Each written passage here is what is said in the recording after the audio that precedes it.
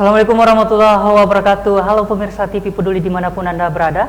Selamat pagi, berjumpa lagi bersama saya Yusriyadi Sugiarto dalam acara live talk show Sehat Bersama Rumah Sakit Umum Daerah Andi Makassau. Dan menarik, tema kita pada pagi hari ini yang akan membahas seputar virus corona atau COVID-19 yang masih sampai saat ini masih hangat-hangatnya. Dan di studio saat ini saya sudah ditemani dengan dokter yang cantik, yang yaitu Dokter Novita, spesialis penyakit dalam. Selamat pagi, Dok. Ya, selamat pagi. Ya, dan baik, Dok, terkait dengan tema kita pada pagi hari ini, apa sih sebenarnya virus corona itu, Dok? Ya, makasih. Jadi ini sekarang lagi booming-boomingnya ya, semenjak diketahuinya ada virus baru sejak 31 Desember 2019. Yaitu coronavirus. Sebenarnya coronavirus ini sudah lama pernah ada, yang kita pernah dengar mungkin SARS. Nah, itu termasuk bagian dari coronavirus. Begitu juga MERS. Jadi hampir sama, Dok? Ya, sama, cuman tipenya berbeda. Jadi sekarang ada new coronavirus. Jadi nCoV yang kita dapatkan 2019. Jadi kita singkat coronavirus disease 2019 atau COVID-19. Jadi COVID-19 itu sama saja dengan penyakit-penyakit yang pendahulunya, yaitu merupakan virus yang menyebabkan infeksi di saluran pernafasan bagian atas, yang kita namakan coronavirus atau COVID nama kerennya. Jadi sebenarnya itu hanya penyakit saluran pernafasan atas yang disebabkan oleh virus, sama seperti penyakit-penyakit lainnya. Jadi hampir sama dengan penyakit flu ini, Dok? Iya. Jadi dia gejalanya itu memang sama seperti penyakit flu biasa, ada demam, ada batuk. Kalau berat bisa sampai sesak, gagal nafas atau menyebabkan kematian. Jadi gejalanya sama dengan penyakit-penyakit infeksi saluran pernafasan lain, cuman dalam hal ini disebabkan oleh coronavirus yang baru. Jadi orang yang sementara demam ini, Dok, apakah ini sudah bisa dipastikan bahwa dia ini terkena virus corona? Ya. Seperti yang kita ketahui dulu yang waktu zaman SARS ya 2002 kalau nggak salah, dan zaman MERS-CoV itu ada tempat-tempat tertentu di mana orang bisa kena. Seperti kalau SARS dulu memang di daerah Tiongkok kalau nggak salah ya, kemudian daerah MERS di Timur Tengah, itu daerah-daerah Arab. Itu hari kita sampai yang jemaah umroh atau jemaah haji, itu dilarang untuk ke daerah-daerah tertentu di mana bisa tertular virus ini. Begitu juga dengan virus corona yang sekarang ini, new coronavirus.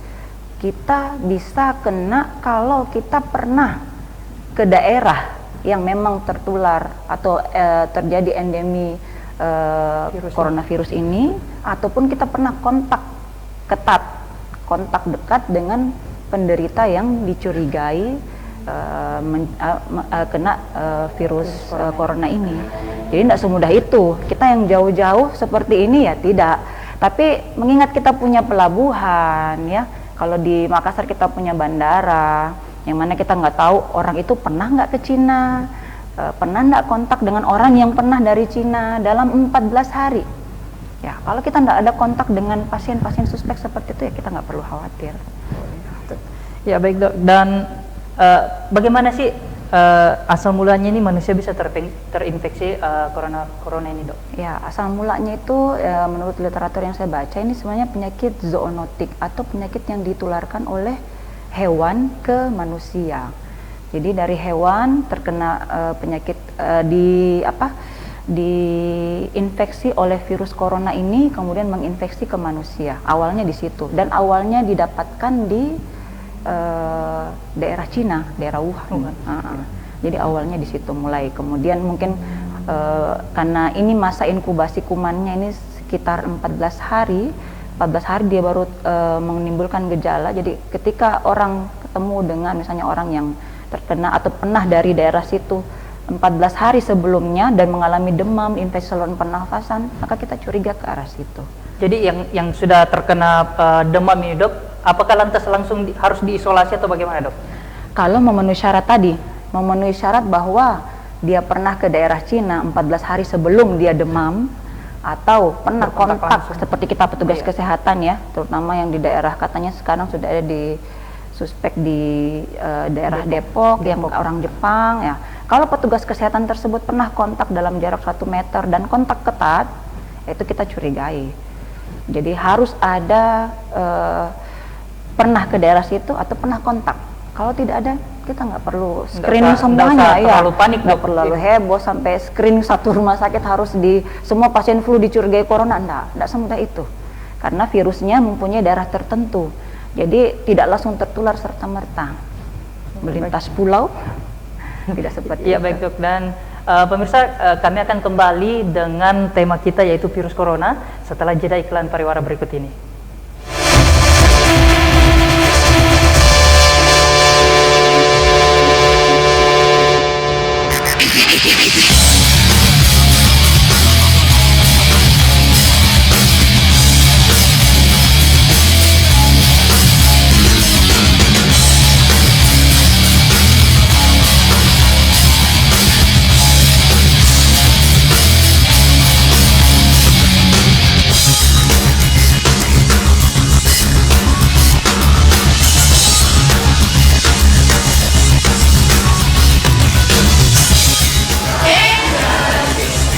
Kenapa buang sampah sembarangan?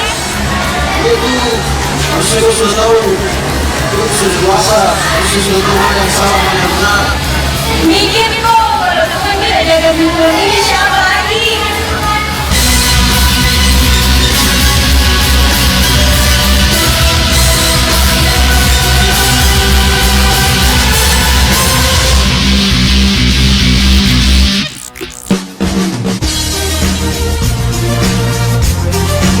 Reboisasi adalah penanaman kembali hutan yang telah gundul akibat bencana alam ataupun akibat dari penebangan hutan secara liar. Tujuan reboisasi yaitu untuk meningkatkan kualitas hidup makhluk hidup baik manusia maupun hewan. Reboisasi dapat membantu mengurangi polusi, terutama polusi udara akibat asap kendaraan baik roda 2 maupun roda 4. Manfaat reboisasi lainnya adalah untuk meningkatkan sumber daya alam, menurunkan efek pemanasan global, mencegah bencana alam seperti longsor dan banjir, serta mengembalikan fungsi hutan. Marilah bersama-sama kita jaga alam ini dan kehancuran. Karena satu dunia, satu kehidupan dan satu kesempatan untuk menjaganya. Pesan ini dipersembahkan oleh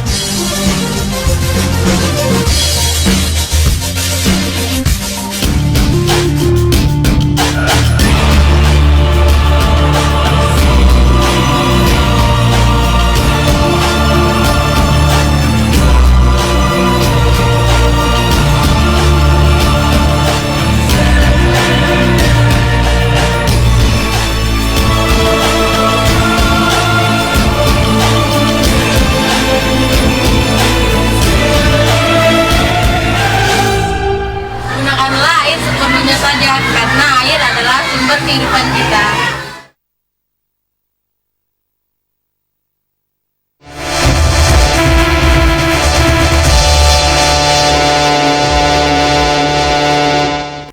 Ya, baik, kembali lagi bersama kami dalam Live Talk Show TV Peduli, yaitu Sehat Bersama Rumah Sakit Umum Daerah Andi Makassau. Dan baik, kami akan melanjutkan perbincangan kami mengenai virus corona atau COVID-19. Dan baik, Dok, berdasarkan penyakit ini, yang pertama yaitu keluar dari Wuhan atau Wuhan Cina. Nah, apakah penyakit ini bisa tertular dari binatang piaraan? Iya, bisa tertular dari binatang piaraan. Jadi kalau kita curiga ada penyakit, misalnya yang punya ini terinfeksi saluran pernafasan atas yang tidak jelas asalnya dari mana, curiga dari hewan, tapi hewan itu harus terkonfirmasi bahwa dia terinfeksi dengan virus corona. Kalau enggak ya tidak seperti itu. Karena saya bilang tadi, butuh syarat pernah ke sana, pernah kontak dengan orang-orang yang memang sudah terkonfirmasi atau suspek COVID-19 ini. Ya, Dok. Dan kemudian Dok, berbicara tentang COVID-19 ini, siapa saja sih yang rentan untuk tertular? Apakah kita yang sebagai anak-anak muda ataukah orang tua yang paling rentan? Kalau pernah ke sana, semuanya pasti rentan. Kalau pernah ke daerah tertentu, yang daerah Wuhan tersebut, Cina atau daerah Tiongkok, pasti rentan. Siapa saja, anak-anak, orang tua, dewasa, semua rentan untuk terkena. Apalagi kalau pernah dari sana dalam waktu kurun 14 hari sebelum terjadinya demam. Jadi tidak melihat usia, karena virus ini bisa kena ke siapa saja. Orang hamil pun bisa kena. Yang penting yang tadi memenuhi syarat bahwa dia pernah ke daerah tersebut, atau kami petugas kesehatan misalnya menangani pasien yang masuk ke rumah sakit kemudian tidak jelas sumber infeksinya dari mana, tapi dia ada riwayat perjalanan atau disuspek dengan COVID-19 ini, bisa terkena. Jadi gejala awalnya itu demam ya, Dok? Ya?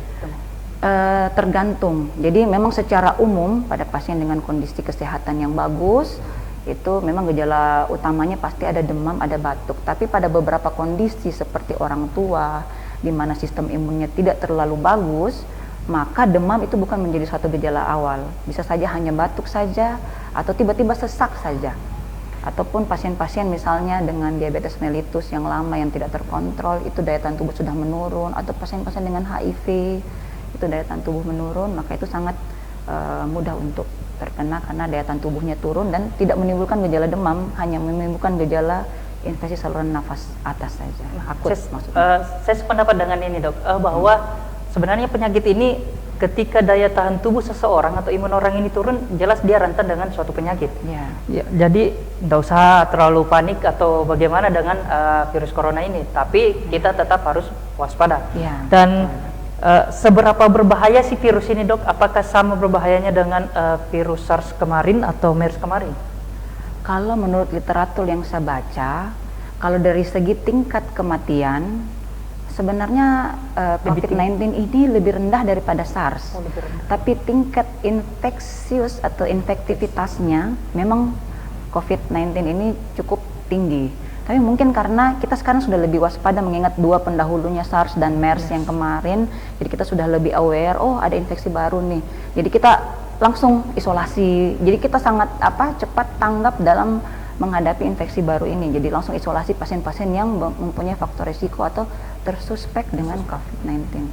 Jadi tidak sama lagi seperti dulu-dulu kalau kita mendapatkan infeksi SARS yang pertama. Jadi kita belum siap sedia. Jadi dokter-dokter sekarang sudah siap sedia ini, Dok? Ya. Dan terkait penyebaran virus ini juga, Dok, berbicara mengenai masker, yang kita tahu bahwa sekarang masker ini mulai susah. Iya. Apakah masker ini bisa melindungi?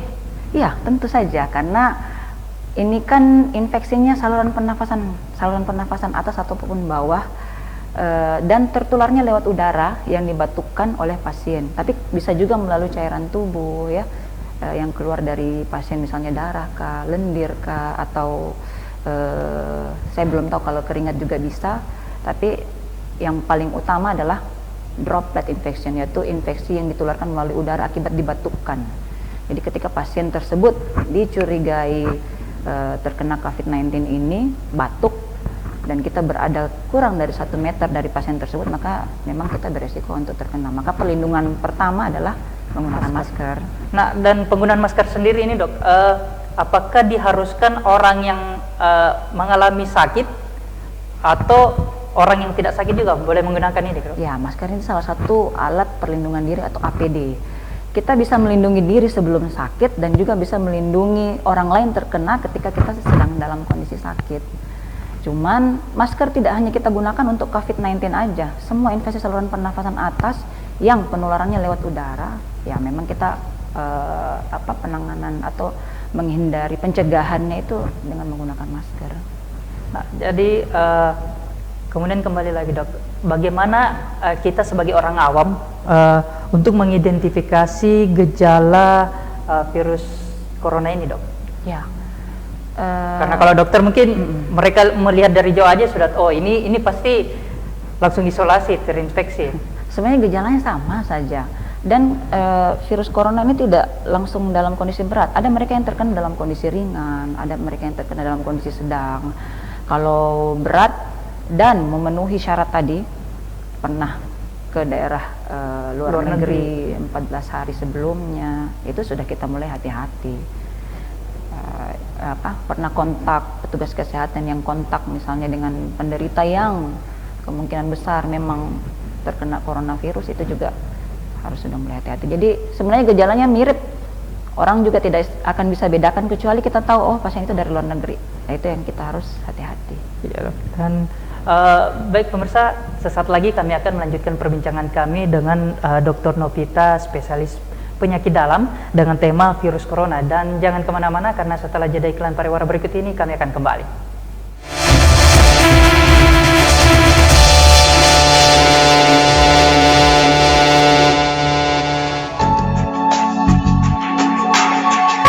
Sudah Mi, naik mak. Nggak pakai helm kok gak? Nggak. Mau kok gak pulang? Iya. Nggak pakai helm Mi. Iyo, tidak pakai helm Mi. Satu helm. Demi keselamatan bersama, kita wajib menyiapkan kelengkapan saat berkendara. Yuk simak tips yang satu ini. Jika ingin berkendara roda 2, selalu gunakan helm berstandar SNI.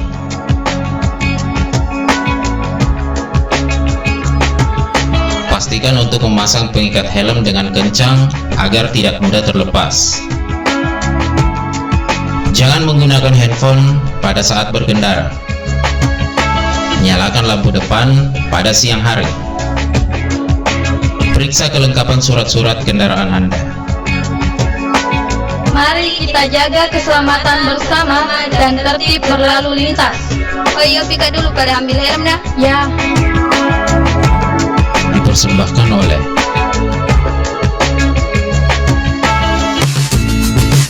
kebersihan lingkungan, cegah terjadinya banjir. Lingkungan yang bersih adalah lingkungan yang terawat. Bagaimana jika kita tidak merawat lingkungan kita?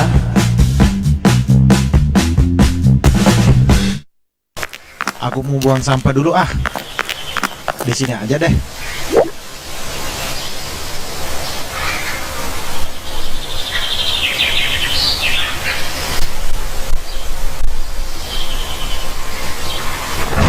Waduh, mendung. Pulang aja deh.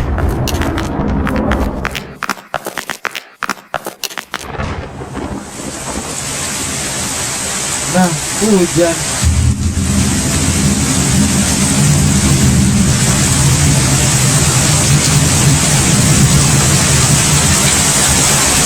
Waduh, kebanjiran. Jagalah kebersihan untuk hidup lebih baik. Pesan ini dipersembahkan oleh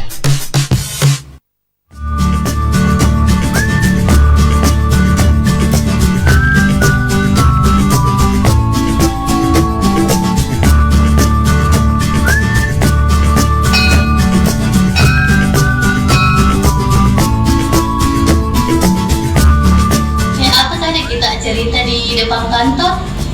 Ini Rispa, ada berita dapat di sosmed, katanya akan terjadi gempa di Sulawesi.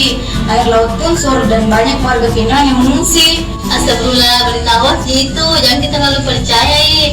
Jika mendapat berita toh, klarifikasi kita lebih dahulu. Itu warga Pinang mengungsi jadi korban berita hoax ini.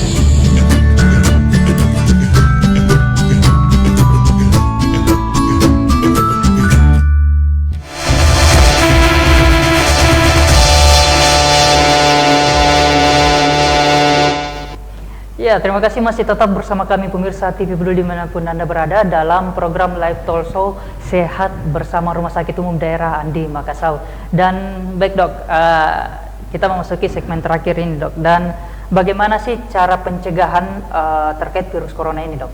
Ya, seperti kita ketahui bahwa virus corona ini merupakan virus yang mengenai saluran nafas, bisa atas bisa bawah. Otomatis cara penularannya paling sering adalah melalui batuk.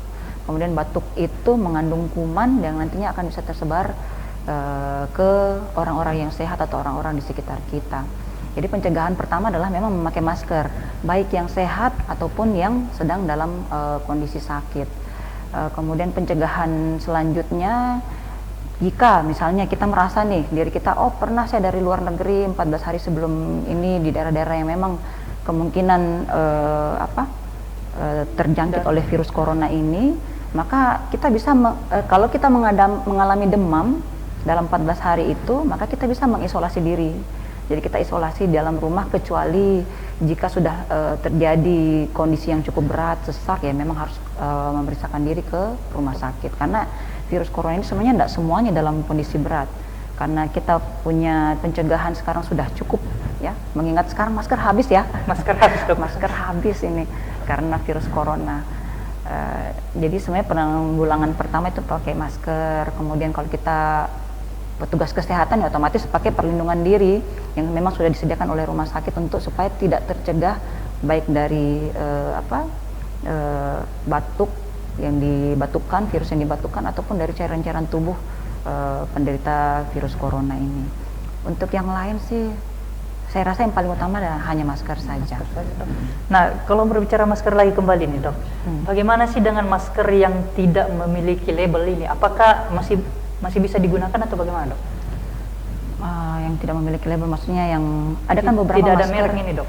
Oh, enggak masalah. Kan yang penting kita mencegah penularan. Tanpa masker pun, misalnya kita nggak punya masker, cara penularan yang lain adalah karena tadi penularannya tidak cuma melalui batuk, kita bisa mencuci tangan sebelum atau ketika kita berada di tempat-tempat umum, di bus atau di pegang tangga atau tempat-tempat yang sering kemungkinan dipegang oleh pasien-pasien yang mengalami infeksi saluran nafas atas. Jadi sebelum melakukan sesuatu, cucilah tangan atau hindarilah kontak dengan tempat-tempat yang kemungkinan memang sering disentuh oleh pasien-pasien, terutama tempat umum, WC umum, di ruang tunggu, ya, di tempat-tempat tunggu kan biasa ada kursi atau turun tangga, itu tempat-tempat yang bisa mungkin terkena atau terjangkit atau menjangkitkan kita dengan infeksi. Jadi cuci tangan baik sebelum menyentuh diri kita ataupun orang lain, terutama kami petugas kesehatan. Jadi intinya bersih-bersih nih dok. Bersih-bersih. Nah, dan sebelum kita menutup perjumpaan kita pada pagi hari ini dok, mungkin ada himbauan atau pesan-pesan yang ingin disampaikan kepada pemirsa, karena sepertinya sekarang warga masyarakat khususnya Kota Parepare, bukan hanya Kota Parepare tapi seluruh Indonesia ini sudah mulai panik dengan virus corona ini. Ya, jadi sebenarnya yang perlu kita ketahui apa sih sebenarnya itu virus corona. Virus corona adalah suatu virus yang memang menyerang saluran pernafasan atas yang bisa ringan, sedang ataupun berat. Kalau berat itu memang yang bikin kita khawatir. Tapi cara penularannya ini yang terbatas, jadi tidak langsung menyebar ke seluruh dunia. Memang penyakit ini ditularkan oleh hewan yang kemungkinan terjangkit oleh coronavirus. Tapi sekarang yang kami utamakan adalah pasien-pasien yang memang pernah dari luar negeri dan berkontak langsung dalam 14 hari sebelum terjadinya demam, petugas-petugas kesehatan yang memang kontak erat, atau orang-orang yang memang dari luar negeri, atau orang yang dengan suspek, jadi infeksi saluran nafas atas tiba-tiba berat tanpa kita ketahui ini asalnya dari mana, itu masih bisa kita curigai dan kita lakukan untuk isolasi. Jadi untuk infeksi flu biasa di zaman seperti ini ya jangan terlalu khawatir, karena memang kita lagi terjadi musim pancaroba ya, maksudnya hujan panas, hujan panas. Tidak menentu dok? Ya, sangat tidak menentu, sehingga itu akan membuat kita juga menjadi turun daya tahan tubuh, terutama kalau kita tidak memang dalam kondisi fit, lagi dalam kondisi sibuk, kurang makan, kurang istirahat, itu sangat mudah. Tapi belum tentu coronavirus, ya mungkin saja hanya infeksi saluran nafas biasa atau bronkitis karena alergi atau perubahan cuaca saja. Jadi jangan terlalu panik. Baik dok, dan pemirsa, itulah tadi perbincangan saya dengan Dr. Novita, spesialis penyakit dalam. Dan sebelum saya menutup segmen ini pemirsa, bahwa saya ingatkan kembali, diharapkan kepada semua warga masyarakat Parepare agar tidak panik dengan penyebaran penyakit virus corona. Tetap berpikir positif, menjaga kesehatan, mencuci tangan, dan sebisa mungkin untuk menghindari kontak langsung, ya, atau selalu mencuci tangan, membersihkan diri dari apapun itu. Dan akhir kata, saya mewakili seluruh kerabat kerja yang bertugas pamit undur diri. Wassalamualaikum dan sampai jumpa.